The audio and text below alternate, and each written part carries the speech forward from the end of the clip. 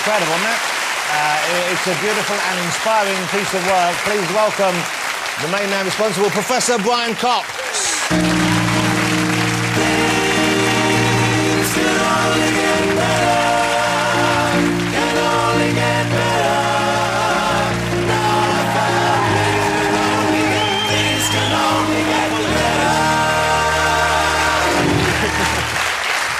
You know what's so weird is no one would be talking about D-Ream at all anymore unless you'd been the keyboardist. I might have known, you know. Yeah. I thought, what are they going to play? And I thought it's going to be... Of course things going to get better. Of course it has to be that. But it is, you know what, I suppose people find that surprising because they don't think people who hold positions like you do currently, and they don't think people who have the kind of, you know, the mental faculties you do, to have ever had a previous life. Normally it's, you know, it's a very, you know, focused, boffinish, nerdy life, and then not someone who's been on stage dancing around on top of the pops. Yeah, and, you know, I mean, because I took about 5 years off before I went to university, so 18, and got my A-levels. I can be sensible now and say kids, because it's really true. If you get your A-levels, you can pretty much do what you want for a while. So I joined a rock band for 5 years. And is there a kind of presumption that scientists should look a certain way, professors should look a certain way, and the fact that you don't, people find that curious at best, off-putting at worst? You get, you know, on Twitter or on the web when you get feedback from the shows, and people do tend to put young man after their comments, and people... So I'll tell you, I didn't agree with the colour of Saturn on that graphic, young man. You know, it's like I'm 42. You know, but I do get a bit of that. Well, you're very youthful looking 42, yes. And that's because, and we'll find out more about this later on, you've travelled through time, I believe. Yeah, we all do. Yes, we do travel through time, and is it possible one day, and I know you've dealt with this in the theoretical realm, that we will actually physically be able to travel through time in a direction of our choosing? Do you know, you can travel into the future at any speed you want relative to other people. So it just depends on how fast you're travelling. Well, say, but would I be able to see, but if the future hasn't happened yet, or has it happened?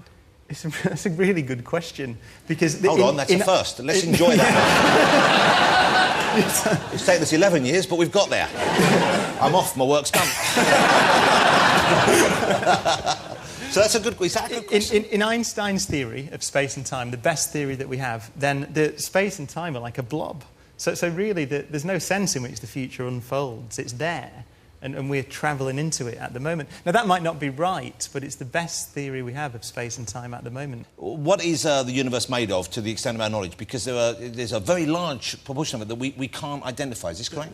We now think that something like 96% of it is made of something else other much than this. And every star... And remember, there are 100 billion galaxies we can see in the universe, each with... in the observable universe, each with 100 billion stars in it, like our sun. Headache.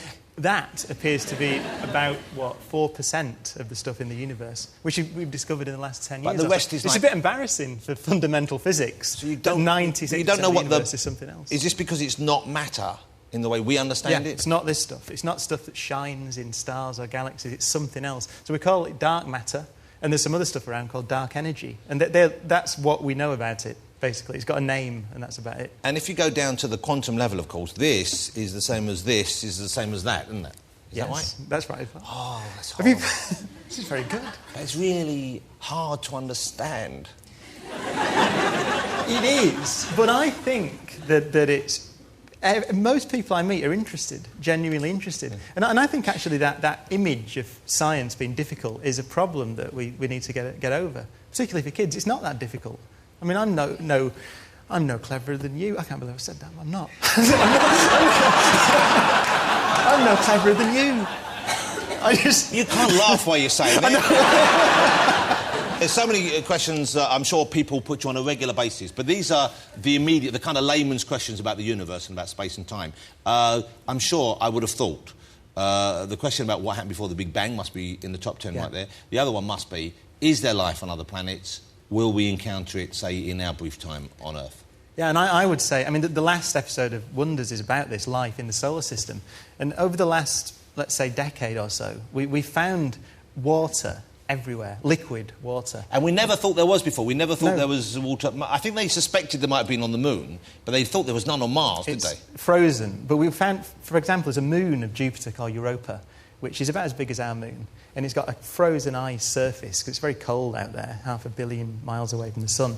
But it's got a liquid ocean underneath it, which is probably about 100 kilometres deep. So fish and stuff we might find? It means there's more water on that moon than in all the oceans of the Earth put together. That, once again, big headache time for me. Yeah. But will there be fish in there and well, there could be microbes. Many people think there'll be at least microbes around. And the big question is, are they different or the same from the ones on Earth? Has life evolved? All right, that's fine. But listen, never mind that. Yep. What we want to know, though... life! Microbes don't count. We want things with arms, eyes, guns, hats. That's what we're interested in. Microbes would be a start. No, they would. Microbes! But it would mean that our planet is not the only place in the universe where life has evolved, which would be a massive discovery and potentially within our lifetime. But isn't that a given? Well, no, because we've only found one, and you can't make assumptions about nature. Well, we haven't found one. We are one, is what you mean. Well, yeah, so there's this planet which has life on it. And until you see it somewhere else, any form of life, then you just don't know. Yeah, but you know it's there, really. I mean, I know it's there.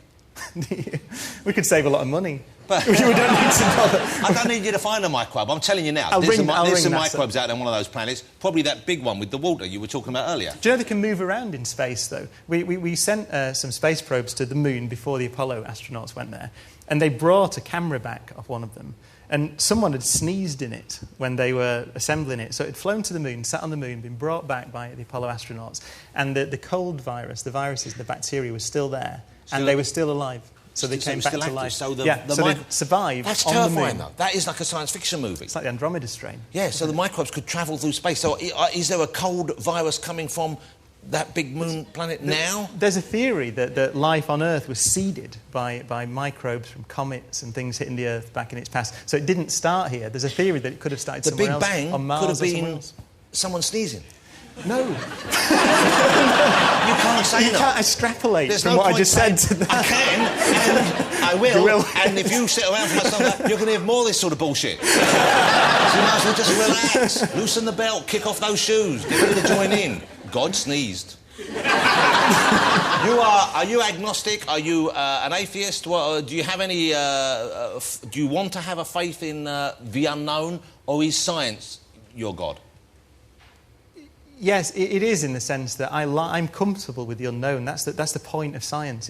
There are places out there, obviously billions of places that we know nothing about, and the fact that we know nothing about them excites me, and I want to go and find out about them. And that's what science is. So I think if you're not comfortable with the unknown, it's very difficult to be a scientist. So I don't need an answer. I don't need answers to everything. I want to have answers to find. Well, that brings us to the giant Hadron Collider. The large Hadron Or, as I believe Collider. it's known in science terms, the death machine.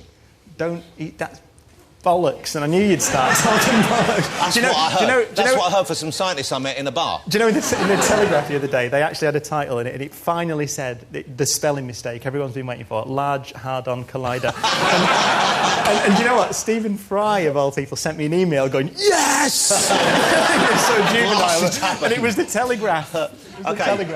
Most people have a rough idea. We have a rough idea of what it is, where it is, what it's doing. But if you can clarify for us, this is a huge, I believe, it's a huge underground tunnel in a big section. It's near Geneva, is that right? It's somewhere out there. That's 21 kilometres in circumference, and it's below the surface of Geneva. How far below the surface of Geneva is it? About 100 metres. So it's a long way down. This is the inside of one of the tunnels, I believe, which I think I saw something similar in Doctor Who with some Cybermen running down a while ago. So they all look pretty samey, don't they? And in there, and can you still go down there, or is it now radioactive? It's working now. So there's radiation in there now. And so this is these protons or neutrons going out there? Protons, the nuclei of hydrogen, and we accelerate them around there to 99.999999% the speed of light. So can you go to the speed of light? No, just below. If you've got no mass, you can go at the speed of light. So because they have a tiny amount of mass, they can't actually get to the speed of light? 99.99999, that's 11,000 times a second they go around that ring. Wow. And then we can collide them together, and we collide about full power, 600 million every second. When you say you collide them together, this is where... there's more than one going round in each direction? Yeah, millions, billions. So you're banging loads together? Yeah, there are beams of them, which are actually, when they collide, they're about the diameter of a human hair, and they have the energy of an aircraft carrier going at 30 miles an hour. Wow. And you cross them, and in those collisions, you recreate the conditions that are present were present less than a billionth of a second after the universe began. Just after the sneeze. Now, when they... No, but anyway. You can't say no, Just you say after the probably not. sneeze. Now, to help explain to the layperson, unlike us, I have created a small working model of the Hadron Collider. And you can perhaps join with me. Who knows, we may make a discovery here. Will you please bring on Mini Hadron? Here it is. Now, I've made this using household appliances of the sort that you can find at anyone's home. And we get sent a lot of stuff into the show. Some of them are adult products. I've incorporated as many of those as I could find on as well. This thing... I know what they are, but I mean, what actually is it? I don't know. It's a radio, I believe. Is it a radio? In the shape of lovely boobies. This is turns it on. This is a personal massage unit that was sent in. And we see now, and like, if you want to do the protons on that side, I'll do on this side. Where does it go in? And they're going to hit down there. Well, this was off a rabbit. Okay, here we go. I broke. Oh no, there we go. Look, is this in any way scientifically useful to you, Brian Cox? I actually think we've wasted our money. That we could have just done it with this. It's a bit big as well. It goes through Madrid and Rome and... Yeah, it's London. A bigger Hadron Collider. This is my scale reading. And this, I don't want to spoil you. What is that? Well, that, I wouldn't touch it. It's a butt plug. I really wouldn't. Yes, it's got handy. Actually... Is it dangerous? I've taken the end off it. Is it dangerous, isn't it? It's got electrodes. I don't want to answer that question in front of Emma Thompson. It's got electrodes in it. Yeah, you know where we got that? It's a battery. Of course it's a battery one. It's a vibrating butt plug we got from the Blue Peter cupboard. I think it was Shep's. Would you like to take home the Mini Hadron? I'll take home bits of it.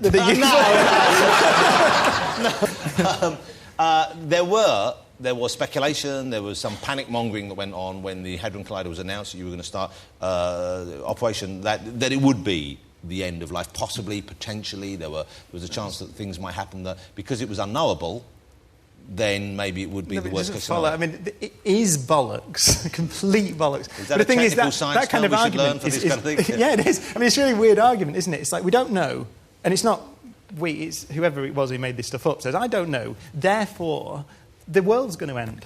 It doesn't follow. It's an exciting story. To say we might find out something isn't a headline. To say, the world's going to end. And I'll be honest with you, if it had just been Switzerland, I wouldn't have been as upset. I don't mean that.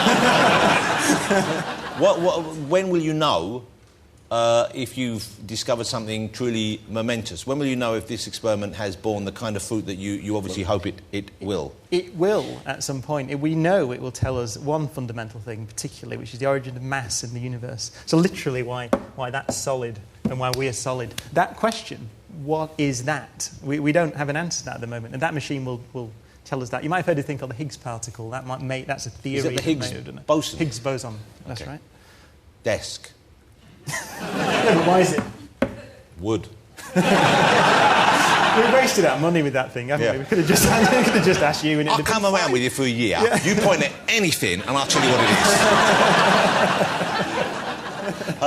All right, let's have a look. We're going to do a little experiment here for you, ladies and gentlemen, involving liquid nitrogen, which is one of the coldest substances you can have in this kind of environment, isn't it? Yeah, this stuff is about the same temperature as Titan, the moon of Saturn, which was on the show last week, actually. Yeah, it's I saw that. Is that the coldest moon? Place. No, there are colder places. But that's the coldest moon around Saturn, isn't it? Yeah. Where's the coldest place? That's way out, isn't it? A long way from the sun. Yeah, you'd have to go out. What happened to poor old Pluto?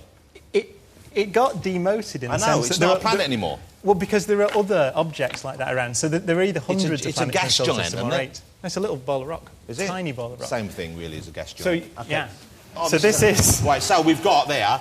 Don't try this at home if you can find it. So if I was to put my finger... Don't try this at home. It's liquid nitrogen. If I put my finger in there, this would freeze my finger, wouldn't it? Yeah. Ooh, but I'm sort of... It's minus 190 But I'm sort of tempted to put a finger in, because I don't believe it. Right. So if this was my finger, this is what would happen, yeah? Yeah. Where did you get this sort of stuff from? Science shops. Science shops, yeah. Right, so that's the temperature on the surface of the moons of Saturn. So that look at that, it's very pretty. Is what would happen to you. OK, so is this frozen now? Yeah.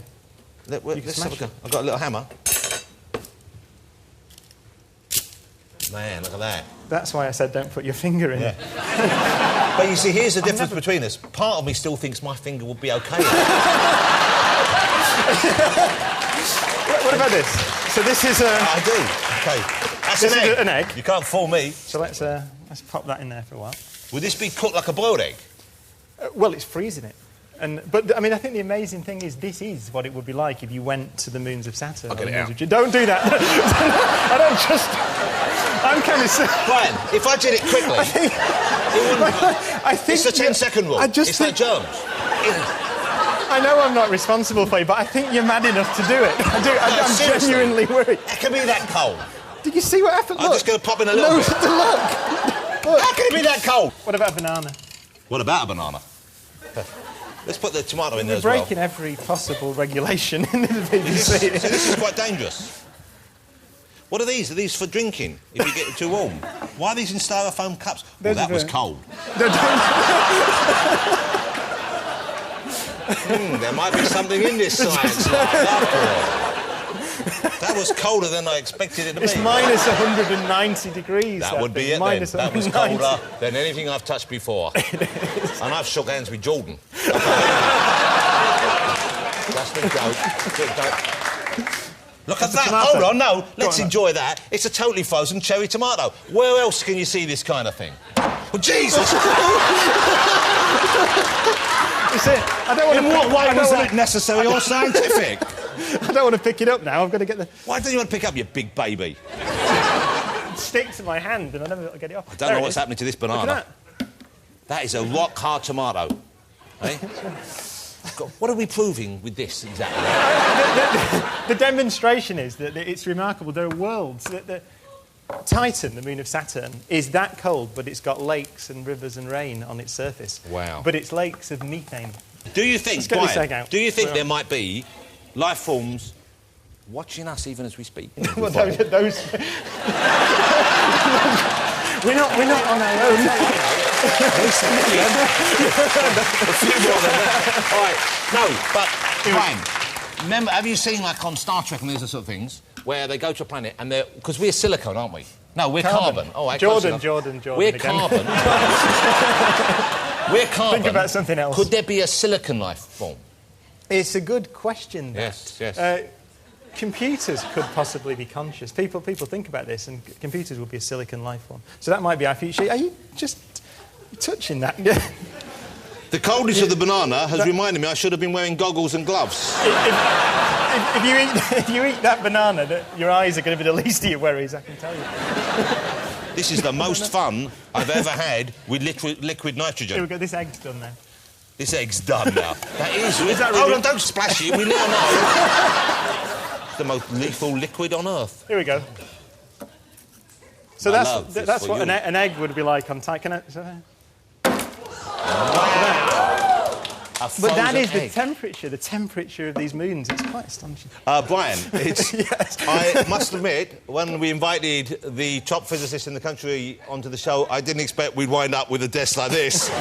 A frozen banana, some roses and a broken egg. However, it's been fabulous. I could talk to you all night. What a fabulous series. It's on BBC Two on Sunday nights, and you can watch most of them, I guess, on iPlayer as well.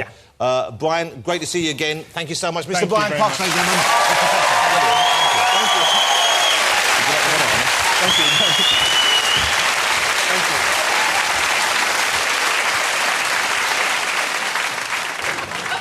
Make sure you don't spill that. On a late night chat. Would you like a frozen banana or a rose to take home with you, Emma? Put the fly in. Put the fly in. That's mean of me, isn't it? Oh dear, that's pretty cool. Although he'd probably survive that fly. Probably. Shall we